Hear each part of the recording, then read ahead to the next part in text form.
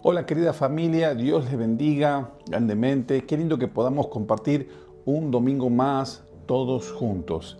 Me llama la atención esto, que la Escritura habla de que la iglesia tenía todas las cosas en común, estaban juntos, unidos. Y hoy a través de la tecnología, a través de este video, podemos estar unidos. Un grupo pastoral en muchas ciudades haciendo la tarea que Dios quiere que nosotros podamos hacer. Es por eso que hoy quiero traerte un mensaje que nos pueda inspirar a todos y ese mensaje pueda también transformar tu casa, tu familia y que puedas avanzar y por sobre todo alinear tu pensamiento, tu accionar y también para alinear nuestras generaciones. Si nosotros estamos alineados, podremos alinear nuestras generaciones, nuestra familia y la transición es esta, una familia sana, una iglesia sana y si tenemos una iglesia sana, podemos tener una nación sana también. Entonces, todo este año vamos a hablar acerca del legado, la importancia de esa construcción. ¿Qué es construcción? Construir es poner ladrillo a ladrillo. La Biblia dice que el que está construyendo en Dios debe todo el tiempo fijarse cómo va su construcción.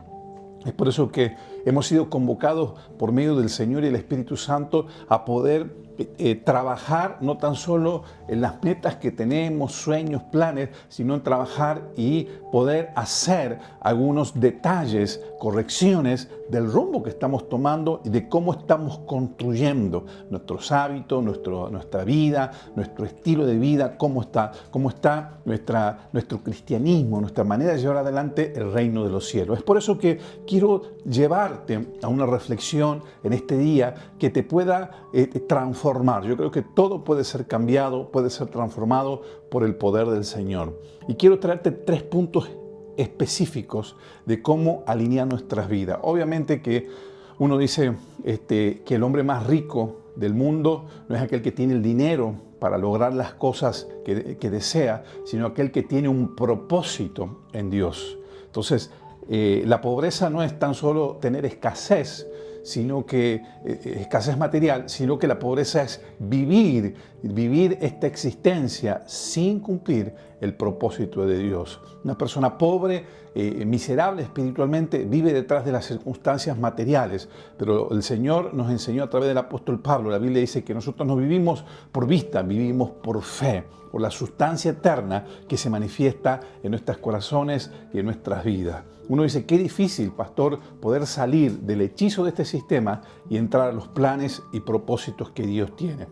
Y en esa construcción de ese legado, cómo estamos llevando adelante la vida espiritual que Dios quiere, el legado tiene que ver con lo que se ha transmitido. Todos nosotros tenemos el legado de nuestros padres, bueno o malo, pero el legado son todas esas conductas invisibles, esa estructura o esa cultura que se ha ido transmitiendo y aunque no estaban escritas en un papel, estuvieron escritas en el espíritu, bien o mal, ¿sí? Que se han transmitido esos valores, conductas, esas maneras de llevar adelante la vida, esa manera de ver la vida. Entonces quiero traerte yo cómo fue que yo aprendí esto de dedicar mi vida a Dios, cómo me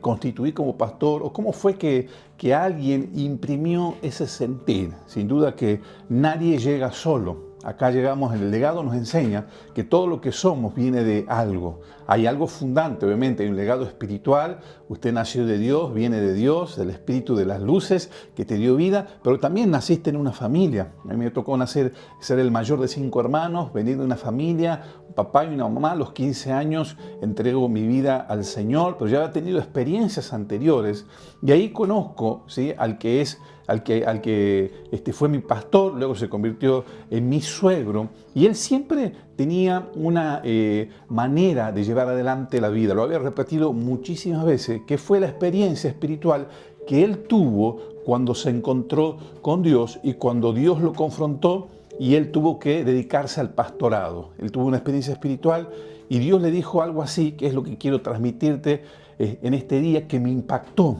Y lo pensé durante muchos años, hasta que yo también tuve que dar el sí de ser alguien que responda al llamado de Dios. El apóstol José Baloy trabajaba en un lugar y la iglesia era una iglesia pequeña y luego esa iglesia empezó a crecer. y él tenía que tener otras responsabilidades delante de la iglesia. Entonces un día en un encuentro espiritual el Señor le dice, él le pregunta, Señor, ¿ahora qué voy a hacer? Soy pastor. ¿Qué debería hacer un pastor? Alguien dedicado a Dios o un cristiano consagrado. El Señor le dijo 3 cosas. Primero, vive en santidad. Segundo, cuida a tu familia. Y tercero, predica el Evangelio o cumple tu llamado. Vamos a repetir todo juntos, porque eso me impactó durante años a mí. Vive en santidad, cuida a tu familia y cumple el llamado eterno, o sea, predica el Evangelio. Y a veces uno piensa, ¿qué será construir mi legado? Cosas muy difíciles, decir cosas, secretos insondables, cosas rimbombantes, palabras especiales. Y yo creo que el Señor, amados, no nos pedirá nada que nosotros no podamos hacer ni cumplir. El diablo muchas veces nos ha engañado pensando que hacer la voluntad de Dios es algo muy difícil. Entonces quiero que podamos profundizar en estos 3 principios que son sencillos para gente sencilla de corazón. Y así como este varón, el pastor José Baloy, un día le dijo sí al Señor, usted también le puede decir sí. Así como yo, que era una persona quizás que ignorante, que no conocía a Dios, que venía de generaciones sin conocer a Dios, usted también puede cambiar su generación haciendo las cosas sencillas pero poderosas. Amén. Dígale al que está a su lado. Quizá usted es un anónimo, nadie te conoce, no tienes muchos seguidores, no eres una persona quizás que dice, pastor, no soy importante en la sociedad. Pero si haces estas 3 cosas, serás una persona importante para Dios. No importa si usted todavía no es conocido en la sociedad, es importante si eres conocido delante de Él. Entonces, quiero que hablemos del punto número 1. La Biblia está llenísima de ejemplos que hablan acerca principalmente de la santidad de Dios, que es un atributo de Dios. Dios es santo y en Él no hay maldad, no hay oscuridad, Él es puro. Hay unos jóvenes que me dicen, o sea, Dios no se equivoca. No, Él es santo en toda su manera. Pero quiero que hablemos, y quiero ser claro con respecto a esto para que no nos confundamos. Una cosa es lo que Dios es, y de esa santidad que Él es, Él nos invita a que podamos caminar en Él. ¿Por qué? Porque cuando la santidad se manifiesta en una persona, ¿sí?, todo es mejor. Ustedes saben que el principio que usó las tinieblas es ensuciarnos para que seamos inoperantes. El enemigo, ¿qué hace? Te ensucia para que no operes para lo que fuiste creado. Por eso engañó a Eva. El hombre y la mujer tenían una capacidad extraordinaria de gobierno, de unción, de avance, de hacer lo que Dios había pensado. Pero a causa del pecado, dice la Escritura, por cuanto todos pecaron, fuimos destituidos. El pecado, ¿sí?, la suciedad espiritual, la inmundicia espiritual nos destituye de la gloria de Dios. Esto usted lo tiene que saber, porque a veces nos victimizamos. ¿Por qué me pasa esto? ¿Por qué pasa aquello? Obviamente, la caída fue el punto principal, ¿sí?, que el enemigo nos ensució para poder usarnos. Y hoy, ¿cuántas personas son títeres del infierno, títeres de las tinieblas a causa de la inmundicia espiritual? Por eso necesitábamos un Salvador, Cristo Jesús, que nos salve, que nos sane y que nos limpie. Él viene a limpiarnos, ¿sí? Entonces, la Biblia nos habla muchísimas veces acerca de la santidad. Por ejemplo, Pedro dice el Señor, sean santos porque yo soy santo. Dice la Escritura, sean santos porque yo soy santo. Por ejemplo, en Primera de Pedro 1, 15, 16 dice, sino que como aquel que los llamó es santo, sed también vosotros santos en toda su manera de vivir. La gran pregunta es, ¿qué es ser santo? Una cosa, como le dije, es la santidad de Dios. Esa santidad que vio Isaías cuando estaba en el templo y se manifestó la santidad de Dios tan profundamente, esa pureza que se manifestó también delante de Moisés, que la santidad de Dios podría matarnos a muchos de nosotros. ¿Está bien eso ustedes? Pueden seguir investigando. Pero ¿qué es ser santo? La palabra santo en el Nuevo Testamento viene de lo que es en el griego agios. La palabra agios significa apartado para, consagrado, de uso exclusivo para una función. Por eso Pablo, hay 4 cartas que empiezan, Romanos, Efesios, Filipenses, Colosenses, dice a los santos que están en Banda de Riosalí, a los santos que están en Ciudad Autónoma de Buenos Aires, a los santos que están en España. ¿Qué quiere decir? Santo es toda persona que ha decidido apartarse y que tiene una vida de uso exclusivo para Dios. Cada uno de nosotros somos convocados. Así como Dios es apartado en santidad, Él nos invita a ser santos como Él es santo, apartado de la oscuridad, apartado del pecado, apartado de las iniquidades. Santidad o ser santo no es alguien, como quizás la estructura religiosa nos enseñó, alguien que tiene un estilo de vida perfecto y que de repente lo canonizan, ¿sí? y llevan a que sea santo y está en un lugar especial. No. Ser santo, bíblicamente, es una persona que es un instrumento exclusivo para Dios. La pregunta mía para vos en este día es, ¿estás apartado exclusivamente para Dios? Eso es ser santo. No es ser perfecto, no es tener niveles de purezas que vienen como consecuencia, ni es tener niveles de integridad que vienen como consecuencia de estar apartado. Cuando tú estás apartado durante un tiempo, te has apartado de la oscuridad y llevas una disciplina de práctica de apartado, vas a construir una vida de pureza. Esa exclusividad con Dios te llevará a la pureza. Esa exclusividad con Dios te llevará a la integridad. Esa exclusividad con Dios te llevará a una vida de santidad.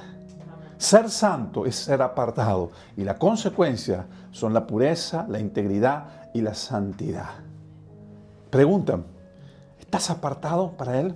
Yo veo mucha gente que se frustra y quiere llegar a niveles de pureza, a niveles de integridades que le permitan estar bien. Obviamente que aquel que está contaminado no se siente bien en esa contaminación. El primer paso es ser santo, ser apartado. ¿Estás apartado para Él? ¿Dios puede decir que eres de uso exclusivo para Él? Por ejemplo, muchos de nosotros tenemos el celular que es el celular de uso diario, pero acá tenemos nosotros en nuestra familia un celular que es de la oficina. Es de Tu Vida Vale y es de la oficina la consultora.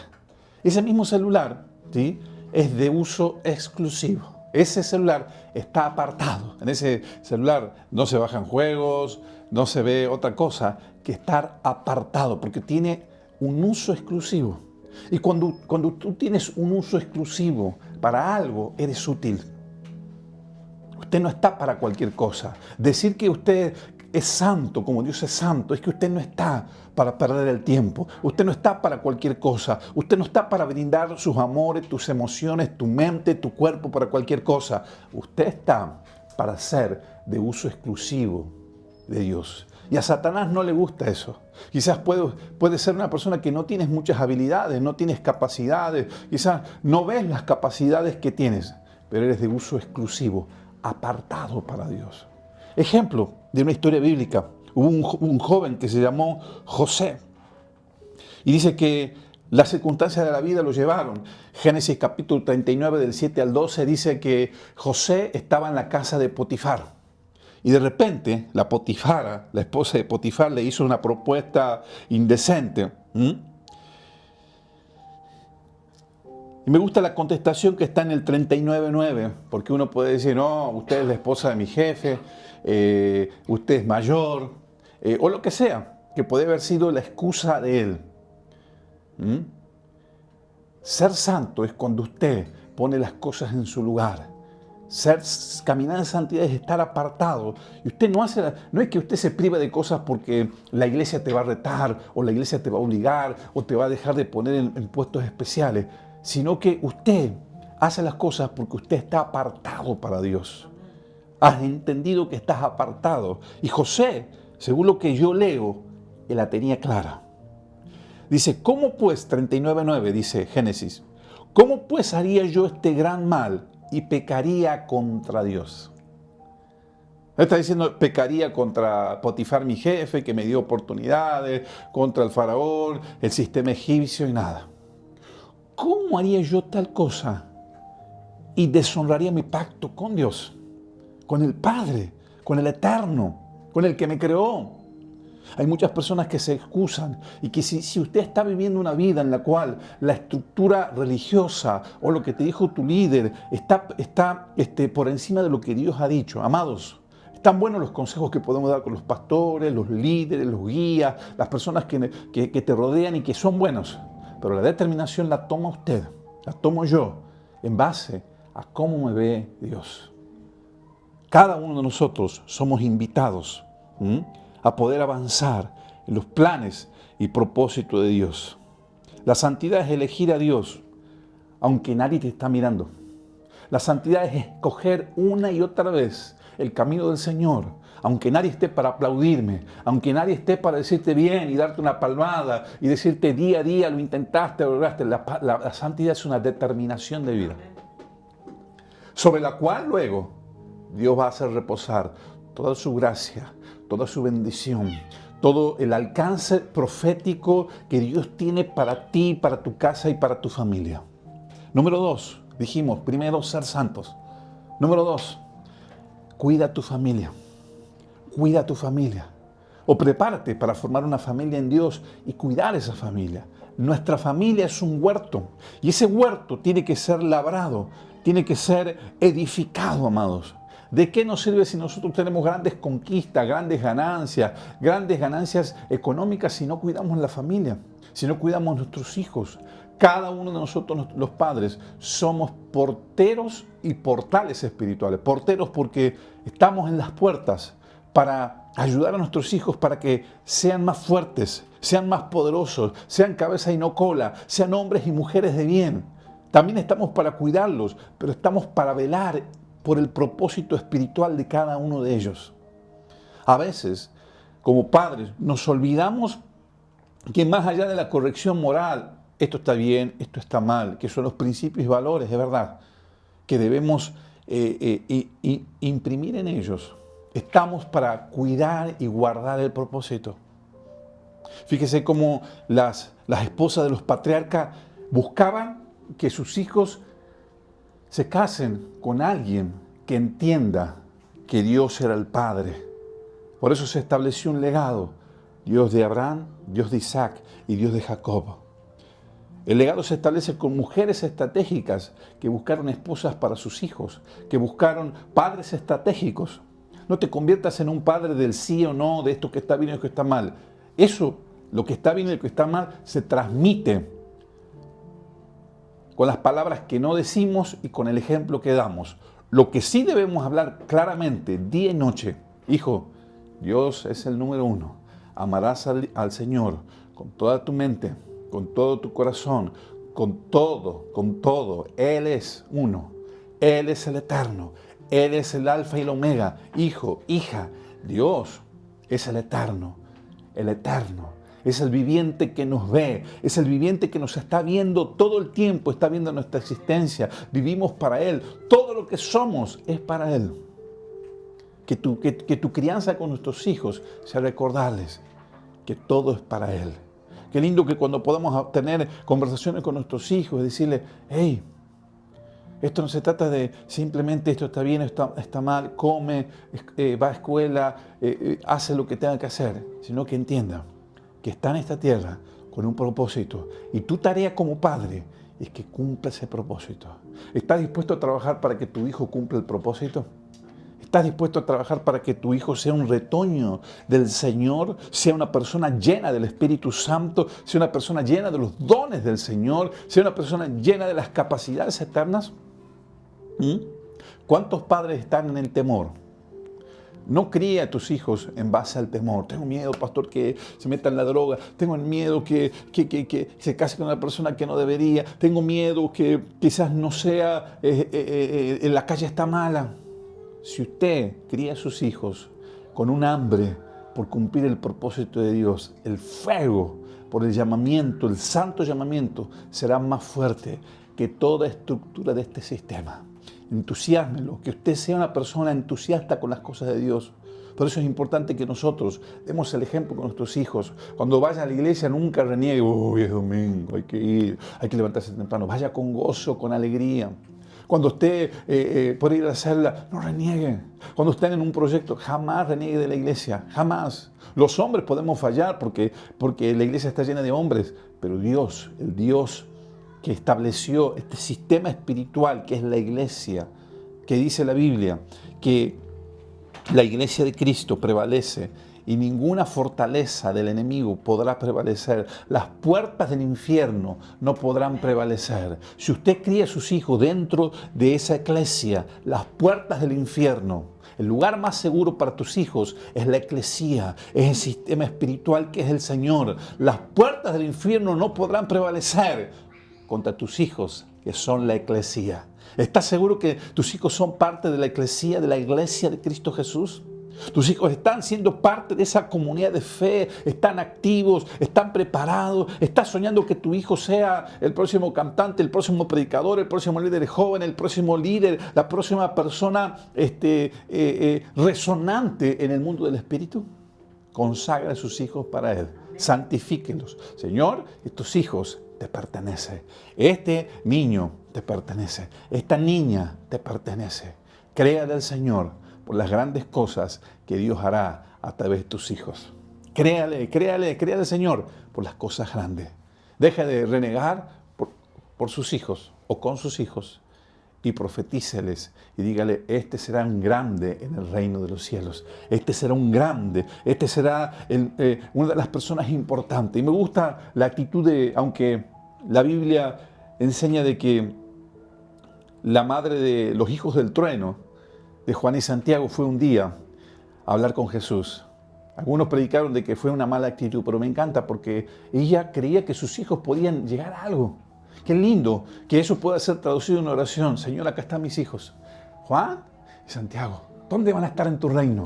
Esa debe ser la pregunta de toda madre. ¿Dónde? ¿En qué parte lo vamos a posicionar, Señor? Dame los diseños para ayudar a que los posicionemos a ellos en el reino de los cielos y sean importantes en las ciudades que Dios nos llama a avanzar. ¿Cuántos dicen amén? Diga, yo voy a ser un padre que voy a posicionar a mis hijos para que estén en el reino de los cielos. El ejemplo de Noé es muy claro con respecto a esto. Génesis capítulo 6 y 7, puedo leerlo. Dios mandó a Noé a construir el arca y él obedeció. ¿Qué tiene que ver con nosotros? ¿Qué estamos construyendo? Y dice que cuando vino el diluvio, Moisés se salvó con toda su familia. Porque Dios nunca viene solamente para salvarte a ti, viene para salvar tu familia. Génesis 7:7 dice, entró Noé al arca y con él sus hijos, su mujer y las mujeres de sus hijos. ¿Cuántos levantan las manos y dicen, yo entraré al reino con mis hijos, los hijos de mis hijos, las esposas de mis hijos? Yo entraré, no estaré solo en el reino, entraré como familia. Porque entraron como familia y se establecieron como una familia. Así Dios lo hará. Porque Dios está pensando también en los tuyos. Dios está pensando en los que te rodean. Dios está pensando y te dará la capacidad de ser un mejor padre, una mejor esposa. Y yo oro para que te conviertas en un puente. Los padres, nosotros somos puentes. Nos sacrificamos para ser puentes. Podemos ser puentes materiales, podemos ser puentes quizás en la educación académica, pero lo mejor que podemos hacer es ser puentes espirituales para que nuestros hijos caminen en esas aventuras poderosas que hemos visto. Enseñar a nuestros hijos que Dios es verdadero, que Dios provee, que es sanador, que Él es el Rafa, que Él es el proveedor, el Jireh, que Él es el que nos sostiene y es más poderoso que toda estructura satánica y diabólica. ¿Cuántos están creyendo que Dios va a hacer la obra en tus generaciones? Cuida tu familia espiritualmente.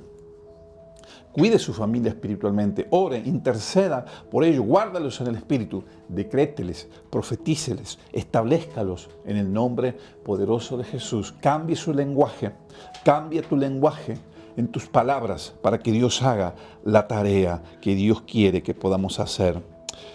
Y ¿sabes qué? todo comienza en la obediencia. La obediencia de un hombre y de una mujer puede salvar toda tu familia. Eso es lo que pasó con Noé, simple. Tu obediencia no quedará ahí suspendida en el aire. Va a generar una potencia espiritual para que tus hijos caminen en ese puente de obediencia, de avance, de crecer en los planes y propósitos que Dios tiene. Número 3, cumple tu llamado. Predica el Evangelio. Número 1, dijimos, ¿qué dijimos? A ver acá. Vive en santidad, cuida a tu familia y predica el Evangelio del reino. Efesios 2:10 dice, somos hechura suya, creados en Cristo Jesús para buenas obras. Fuiste creado para buenas obras. Según de Timoteo 1:9 dice, quien nos salvó y llamó con llamamiento santo. Nos llamó con llamamiento santo. Y muchas personas andan por la vida sin saber que Dios los llamó. O andan como quizás ese hijo perdido, tirando su herencia espiritual, derramando su herencia espiritual, perdiendo el tiempo, buscando cuestiones vanas, vacías de este mundo, cuando tienen algo tan precioso. Tienes el llamamiento del Señor. Hoy quiero decirte a vos, señale a alguien ahí, vos fuiste llamado por Él. Dios te llamó, Él te convocó. Así como lo llamó, porque uno dice, ay, cómo me gustaría vivir en los tiempos de Mateo, porque pasó Jesús cerca de Mateo, le dijo, Mateo, sígueme. ¡Wow! ¡Qué tremendo! Fue Jesús a ver ahí el mar de Galilea y estaban pescando, un hombre remendando sus redes. Y Jesús le dijo, vengan y los haré pescadores de hombres. ¡Qué tremendo! Suena tan romántico y tan lindo. Y uno dice, ay, cómo me gustaría vivir en esos momentos, cuando Pablo se encontró con el Señor y cayó bajo el poder de Dios, y en ese mismo día se convirtió, y a los 3 días sus ojos fueron abiertos espiritualmente y comenzó a predicar, y fue un grande en el reino de los cielos. Escuche esto, vivimos tiempos donde a través del Espíritu Santo vive una convicción de que Dios te convocó, te llamó. Si estás escuchando este mensaje, Dios te llamó. Señálelo a alguien, Dios te llamó, Dios te llamó. No dudes, Dios te llamó. Te creó como una hechura suya, como alguien que fuiste creado, manufacturado, fuiste pensado cuando Dios te creó antes que vinieses a la tierra. No importa lo que haya pasado, si te intentaron abandonar, abortar, si eres adoptado, si sufriste abuso, si te pasaron situaciones de violencia, si perdiste todo, si estás en la droga hoy, no importa, Dios te llamó. Y el poder de Dios es más eficaz que todo aquello que te envuelve hoy para que puedas cumplir tu llamado. Él lo puede hacer. Él te puede cambiar, te puede transformar para que puedas ser una persona que acuda a ese llamado que Dios tiene. Jonás, por ejemplo, fue un llamado. Dios lo llamó y lo convocó. Pero él se fue al lugar opuesto. ¿Y cuántas veces nosotros nos vamos al lugar opuesto? Pero aún, como habíamos hablado uno de estos días, Jonás en su enojo vuelve. Y la Biblia dice en Jonás 3:5, los hombres de Nínive creyeron a Dios y se arrepintieron. Qué tremendo, que Dios puede usar un cascarrabia y un enojado. ¿Cuánto más Dios a vos? Si Dios puede usar un cascarrabia enojado que iba ahí predicando, que predicaba a esta gente así medio enojado, Dios transformó una ciudad de casi 100.000 habitantes. Dios puede hacer. El propósito de Dios es que puedas escuchar este llamado. Aquella persona que quizás hoy, el sistema en el cual vivimos, donde la gente busca sus propios logros, su propio empoderamiento, mejorar la autoestima, mejorar como persona, vivir mejor, está bien todas esas cosas. Pero quiero decirte que hay un ingrediente que ninguna de las cuestiones técnicas de este sistema puede llevarte. Es el cumplir el propósito de Dios. No hay satisfacción mayor cuando cumples el propósito de Dios. No hay satisfacción mayor. Por eso es que Pablo dice en desvelos, en ayunos, me azotaron 3 veces, 2 veces, 3 veces, me pegaron hasta la muerte, me tiraron como muerto. Sin embargo, el entusiasmo que él tenía de ir a la otra ciudad. Y uno dice, cuando lo lee al apóstol Pablo, no pienso que he terminado la batalla, sino prosigo a la meta. Uno ve una persona sana, No veo una persona quejosa, víctima, depresiva. Veo una persona llena de Dios. Y Él dice, aunque yo estoy preso hoy y estas cadenas me están atadas, el mensaje que yo tengo no está preso ni estará preso jamás.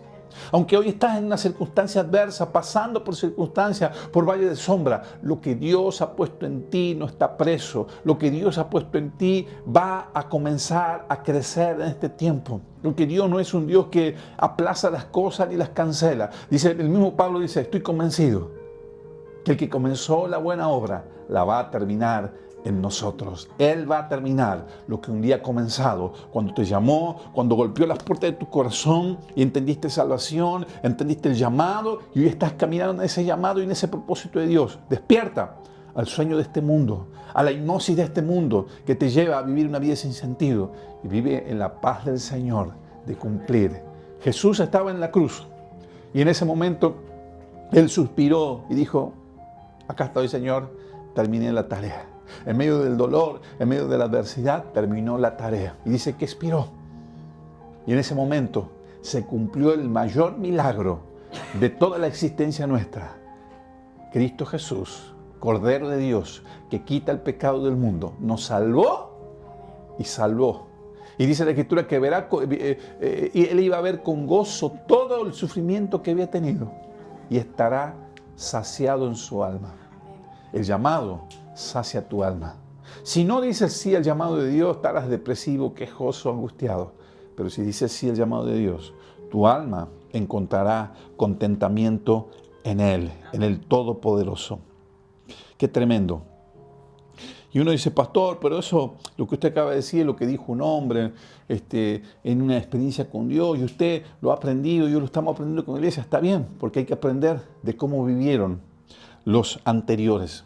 Respetar cómo vivieron, imitar cómo vivieron y mejorar a las próximas generaciones. Jesús enseñó acerca de esto. Por ejemplo, Mateo 22, 37 dice que la ley y los profetas, o sea, todo el Antiguo Testamento, está hablando de los judíos, se cumplen en este texto, dice. Mateo 22, 37. Amarás al Señor tu Dios con todo tu corazón, con toda tu alma y con toda tu mente, y a tu prójimo como a tú mismo. Mandamiento número 1, ama al Señor y a tu prójimo. ¿Quiénes son tu prójimo? Prójimo es próximo. Los próximos que tienes son tu familia. Tienes que amarlo, así como amas a Dios ahí. Ahí está. Ama al Señor, vive en santidad, cuida a los que están cerca. Y eso tiene que ver también con Deuteronomio 6:5. Dice, amarás al Señor tu Dios de todo corazón. De todo corazón. Es así. Mateo 28, 19, 20 dice, id y hacer discípulos. Vayan y hagan discípulos a todas las naciones. Podemos decir que en esos dos textos, Mateo 22, 37 y Mateo 28, 19, 20, se resume todo lo que usted tiene que hacer. Es más simple de lo que pensamos. Es más sencillo de a veces lo que estamos pensando y todo argumento. Ama al Señor, ama a tu prójimo, tu familia, cuídala y predica el Evangelio. Haz discípulos, levántate a hacer los discípulos. Hay gente que te está esperando, hay una familia que te está esperando para que puedas construir ese legado de ser persona que amas a Dios. Que tu título mayor es que viviste esta tierra amando a Dios y amando a tu prójimo y haciendo discípulos. ¡Wow! Te puede decir ahí, y tal persona vivió amando a Dios, amando a los próximos y haciendo discípulos durante toda su existencia. Dios quiere que podamos hoy reencauzar nuestra vida. Si has estado desviado, quizás pensando otras cosas, has estado preocupado por la economía, enfermedad, circunstancias que han pasado y te han pasado los años, te dices, ay, me han pasado los años, ¿qué hice? Hoy es tiempo de recalcular. Hoy es tiempo de poder realinear tu vida para alinear tus generaciones, para alinearte, para pensar qué vas a hacer con el tiempo, que ese es tu capital mayor, y con tu dinero. Todos nosotros tenemos tiempo y dinero. ¿Qué vamos a hacer? ¿Qué vamos a hacer? Ponemos a disposición de Dios. Un día un joven rico se presentó delante del Señor y dice, todo lo que dijiste y enseñas, yo lo hice desde mi más tierna infancia. Y Jesús le dijo, ve y vende todas tus posesiones y sígueme. ¿Qué es vender las posesiones? Es darle al Señor todo. Amarás al Señor con todo. Quizá él había entendido que amar a Dios era cumplir todos sus ritos, pero no lo amaba con todos. Quizás esa es tu condición. Amas los ritos, amas las canciones de tal y tal cantante, pero no amas a Dios cuando Dios te pide algo. Y sígueme. Tenía tantas posiciones y quizás tantas ocupaciones que no le alcanzó, no le dio la nafta para vender todo lo que tenía y seguir al Señor para ser el discípulo número 13. Podía haber sido el número 13. Sígueme, dice el Señor. Hoy es el llamamiento que Dios te hace. Por eso te invito a que te pongas de pie. Hoy, mientras te estás poniendo de pie, quiero decirte que Dios tiene un propósito y un plan para tu vida. Como familia, como iglesia, que podamos refundar nuestra vida espiritual. Que esto no sea tan solo venir y congregarte, ir a un grupo, pertenecer a un grupo de WhatsApp. ¿Estás de veras, como dice el Chavo del Ocho? ¿De verdad estás con la verdad verdadera? ¿Con la actitud de corazón? Hay algunos que dicen, no, yo estoy bien, en mi casa estoy bien espiritualmente, yo oro y todo lo demás. Dios nos convoca como iglesia a salir de la mediocridad de este mundo, de este sistema, a cumplir el llamamiento que Dios quiere. De sus manos. Padre, yo oro por cada uno de aquellos que hoy están determinándose a seguirte, a buscarte. Y aquellos que están determinados hoy no se sienten con fuerzas de que puedan ser esos escogidos, pero tú los haces tus escogidos. Hoy realineamos nuestra vida. Lo más importante eres tú. Lo más importante eres tú, Señor. Danos fuerzas, danos el vigor para poder amarte, servirte, servir a nuestra familia de la mejor manera y hacer discípulos en todos los lugares. Danos potencia, danos la gracia, danos el poder, la autoridad para ser discípulos en el trabajo, en la universidad, en la escuela, en los lugares donde estemos, a ser discípulos para ti, que te honren, que te busquen, que te amen. Padre, bendigo esta iglesia para que sea una iglesia que pueda trascender, que pueda avanzar, que pueda progresar en los planes y propósitos que tú tienes para cada uno de nosotros. En el nombre de Jesús. Amén y amén. Amén, familia. Que esta semana sea una semana de reflexión, búsqueda y realineamiento en lo que Dios quiere hacer en tu casa y en tu familia. Dios te bendiga.